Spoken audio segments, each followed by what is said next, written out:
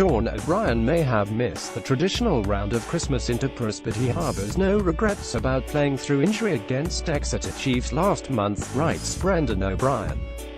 The Leinster and Ireland flanker carried a hip problem into the return Champions Cup game against the English league leaders at the Aviva Stadium, 6 days after playing all 80 minutes against the same opposition at Sandy Park.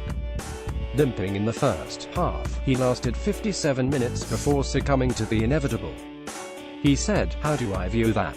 Probably the clientele we were coming up against was one thing, and the importance of the game. If I didn't think I would have added to the game, one would have pulled it myself. It was one of those things where I had to get through it." O'Brien has since sat at the Guinness PRO 14 wins over Munster and Connacht.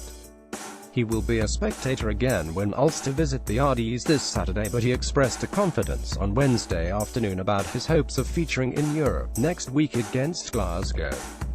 He describes the issue as akin to having a tight muscle and one that was causing him to labour as he ran through the gears from a jog to three-quarter pace. But there were no fears of an aggravation that would have put his Six Nations ambitions into doubt. He said, "It's not a bang, though. It's not like I was after getting a knock. It was just tightness, and there was nothing really that I could have pulled or anything like that. It just would have got sore. So that's why I played, but I felt good to play." O'Brien had both hips operated on back in 2012.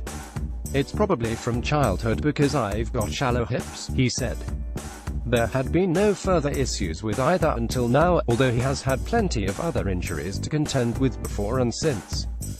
The two-time British and Irish Lion tourist has spoken before about his impatience in returning too soon from one injury or another, but he accepts that there comes a time when caution should win. Out over Vela, you can hide stuff from physios and management and get through stuff without showing it, but you know in the bigger picture then that you could break something down the line.